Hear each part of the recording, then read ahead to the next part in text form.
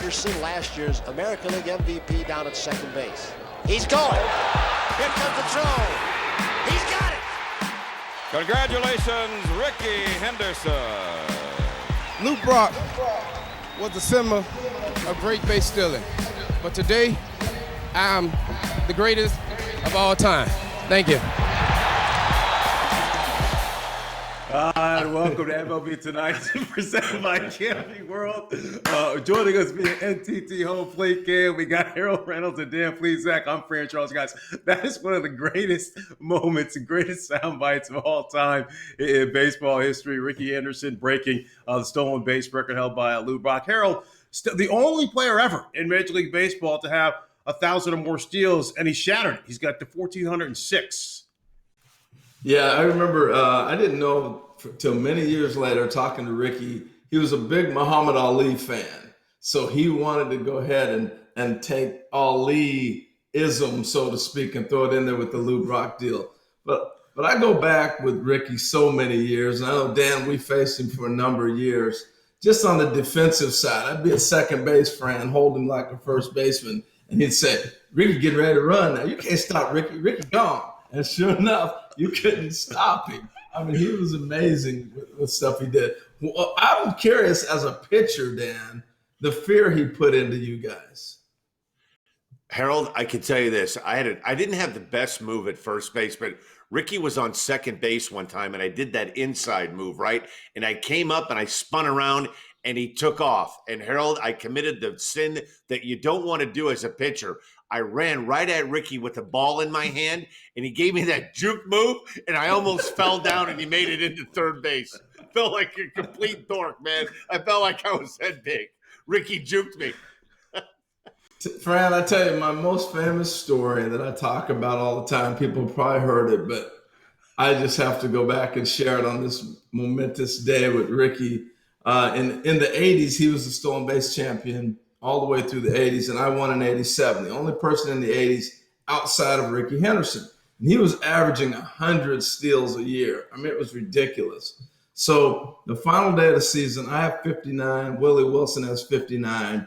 I steal a bag. I win the title with 60 stolen bases. Now, Ricky had got injured that year, and he had, I think, 35 by May. That's just how great he was. So I get a phone call the next day. It was the last day of the season. Next day, we get back home to Seattle. I get a phone call. I answer the phone. Hello? This is Henderson here. I said, hey, what's up, Ricky? I'm thinking he's going to congratulate me, right? He goes, 60 stolen bases? You ought to be ashamed. Ricky, have that at the All-Star break. Click. Hung up. That was my greeting. Unbelievable. The guy's built like a tank. You think he could still play today. All right, let's get to some news here. And this is something that we probably anticipated coming. The 2020 National Baseball Hall of Fame ceremonies will be postponed until 2021. So this is the quote from Jane Forbes Clark, the chairman of the National Baseball Hall of Fame Museum. And heeding the advice of government officials as well as federal, state, and local medical and scientific experts, we chose to act with extraordinary caution in making this decision. The board of directors has decided that the class of 2020 will be inducted and the 2020 award winners will be honored as part of next summer's Hall of Fame weekend taking place July 23rd through 26th in 2021. And Harold, the captain, Derek Jeter, and Larry Walker are going to have to wait a year, but they are Hall of Famers, and this makes perfect sense. Well, yeah, I mean, you look at what's going on. There's so much uncertainty, and this is one of those events you want to make sure that you're able to have people there. You know, people were buying homes and selling homes up in Cooperstown or renting their home out because we're going to have such a huge crowd. So to put it back another year, it's sad for the inductees, but I understand the importance of doing this.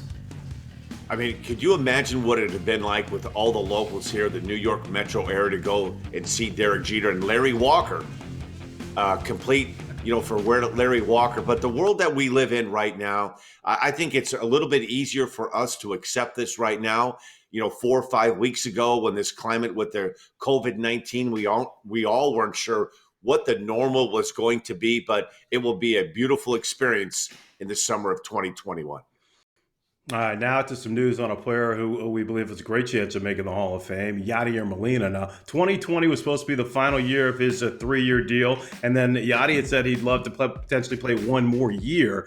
But now, with the COVID-19 pandemic taking place, Marlene Rivera of ESPN, she spoke to Molina, and he said, look, I previously said if I wasn't with St. Louis, I would go home. If we were unable to come to an extension agreement, I would retire. But the situation with this pandemic has changed everything. Right now, I'm thinking of playing 2 more years. Obviously, St. Louis is my first option, but if they don't sign me, then I'm willing to go into free agency. This situation has changed my mentality, and all I want to do is play. And so, Dan, now we have players, based on what's taking place right now from a health perspective, they're kind of changing their mentality about what their future looks like. And a guy like Yadier Molina, let's face it, he's a legend in St. Louis Cardinals baseball history.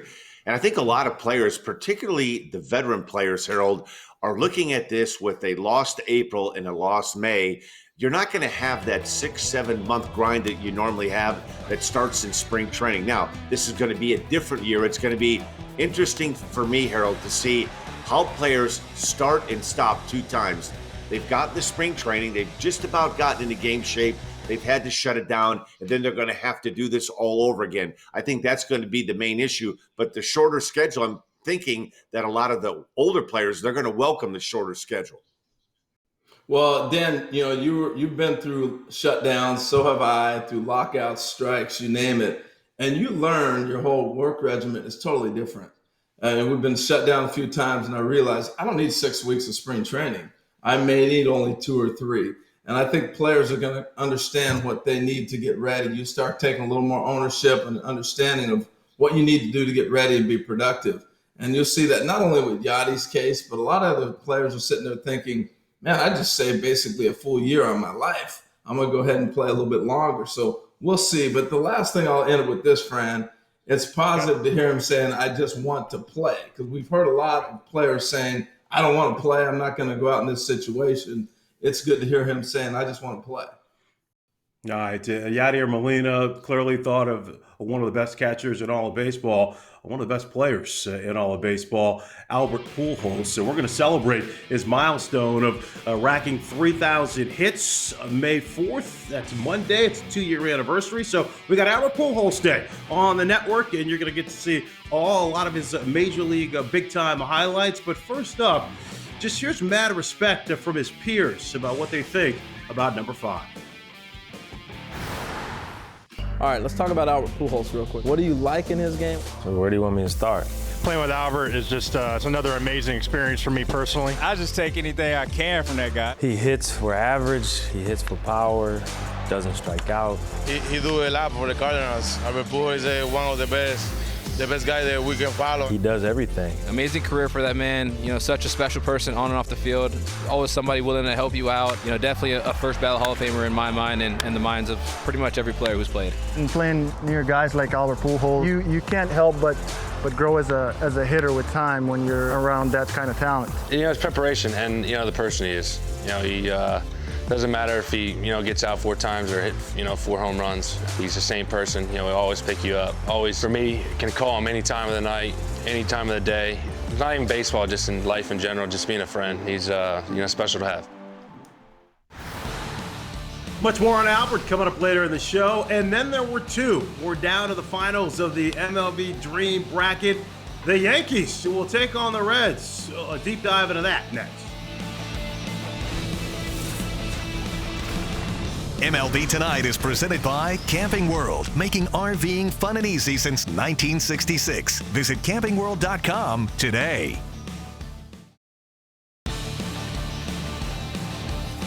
Welcome back to MLB Tonight, presented by Camping World. The MLB Dream Bracket, presented by DraftKings, down to the final 2. Our own Scotty Braun and John Morosi have been on the mic for most of these games. They've been streaming across MLB Network's social channels and MLB.com. Down to the final 2, Reds and Yankees. Let's take a look now at some of the highlights from today's semifinal games between the Red Sox and Yanks and the Reds and Dodgers. Scotty? Welcome, everyone, to the MLB Dream Bracket presented by DraftKings and powered by Out of the Park Baseball 21. Scott Braun and JP Morosi with you for the action. The Boston Red Sox matching up with the New York Yankees in the Bronx right now. Mickey Mantle, the 4-time AL home run leader. 0-1 offering coming. It's a curveball hammered, and he's done it. A 2-run blast by the Mick, and they lead it 2-0 in the 6th. Call to the bullpen for Babe Ruth to take over for Cy Young. Still a 2-0 ball game. No! Yes, a pitching change. Craig Kimbrell coming in to take over for Babe Ruth. There goes your Ruth matchup. This could be Ruth and Ruth right here. And that's a swing and a drive. And this will be his tournament-leading 11th long ball by the time it lands. 3-0 Yankees in the 8th. They're on their feet here, Scott. And there will be an all-time Game 7 in the Bronx. I cannot wait to see whose all-time best is best here in this historic, iconic baseball rivalry. Here's 3-hitter Babe Ruth. He turns on a 2-2 fastball. That's headed towards the bullpen, and it's not coming back. It's the 3rd inning at Yankee Stadium. White Evans going the opposite way. That's got distance. That's gone. We are tied. Here comes Derek Jeter. Yankees leading by a run. And that's going to plate at least one. Call him Mr. May. Berra comes zooming in, and it's 4-1 New York. And the Red Sox are down to their final chance. That's Mattingly at first. And the Yankees will rep the American League in the final round. Cincinnati Reds and the Los Angeles Dodgers. The Reds lead the series 3-2. It is Game 6 at Chavez Ravine. Let's play ball. Here comes one of the big RBI men for Cincinnati. It's Joey Votto. Up the chute, Rose racing around. The Reds have a run before an out is recorded. And Pee Wee Reese steps up, lifted to center, and over Davis's head. That's gonna tie the game. A 3-2 count to Frank Robinson. And he delivers. Morgan's flying home. It's an RBI single for Robinson. George Foster likes the first pitch, and that's gonna put the Reds in front by 3. Last clicks in the 9th. Dibble deals. The heater flies by him, and the Reds are soaring into the championship. Now we have an all-time team representing each league. The Reds will battle the Yankees for all-time MLB honor. I'm Scott Braun. Keep dreaming, and we'll see you for the championship round. All right, guys. Harold, Dan, and Fran back with you on MLB Tonight. All right, Danny. So you got the oldest professional franchise in baseball history, the Reds, taking on the winningest professional franchise in MLB history, the Yankees. How do you see this one shaping up? Fran, this is a clash of the Titans, but I think when it's all said and done, we're going to hear John Sterling say, season over, dream bracket over, Yankees win. The Yankees win! Dan, that was so good. You had me at the. But I'm telling you, let's look at some of these lineups real quick. I think the Reds are the team to beat here. I mean, the lineups are incredible. Look at the names in there. But you get to the thick of the Reds lineup, I mean, I may as well start at the top, talking about the thick. But golly, the only name people may not know is the DH. And Ted hit 45 home runs one year. You know, so this is a stacked lineup. The Yankees speak for themselves, but I like the Reds in this matchup. All right, Dan, give it to me one more time before we go, just a little bit. Which the John Sterling version? The Yankees win! Unbelievable, great stuff. All right, let's wait. You can see the final here. Yankees taking on the Reds. You can check out every game of the Reds-Yankees final Monday and Tuesday starting at 3 p.m. Eastern. Just go to twitch.tv/MLB Network, MLB.com, or the Reds and Yankees websites to see how it unfolds. Well, we all know how Pujols' career has unfolded. Pujols certainly will be a first ballot Hall of Famer. Up next, The Machine spent some time with Harold, talks about his first week in the big leagues. That's next. The MLB Dream Bracket, presented by DraftKings, wouldn't be as fun without a little competition. Head to DraftKings and compete for thousands in prizes for free by playing in daily pools throughout the tournament, where you'll answer questions like, what team will win, player performances, and more.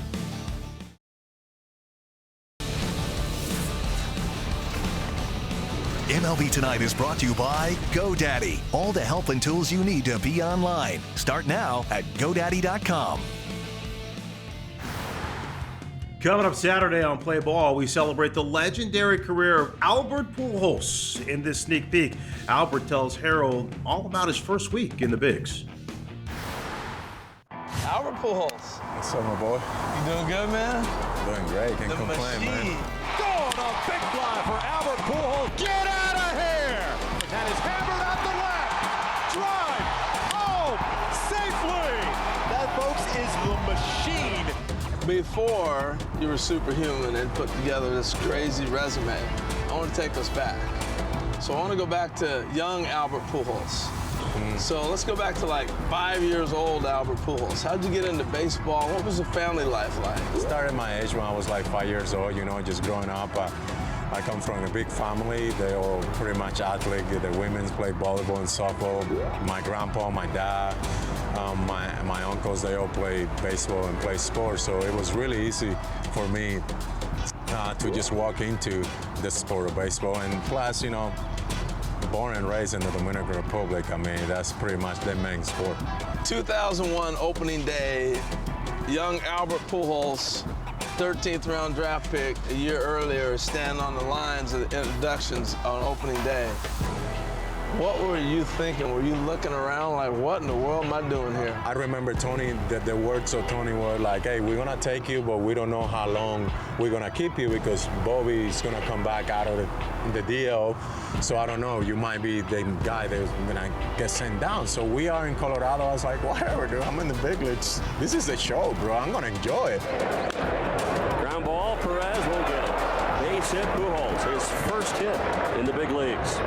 So unlike 149, starting this season, we went through Arizona, and then that's where I tear it up. You know, I had it. I think I was like 8 for 14 with like a home run. Schilling, Johnson, yeah. And that's Armando Reynoso was my first home run against him. A little sinker up and in. That ball hammered, and we have a tie game. For his career, big league home run. And after watching this kid in batting practice and that swing right there, it will not be nearly the last. I had a great series, you know, there. And then, you know, the rest of history. Then we went there from St. Louis, and I've been up here, you know, for 20 years now. 1-2. Well hit into left field. Did he get enough? At the wall. Welcome to St. Louis, Albert Pujols. The first admitted curtain call.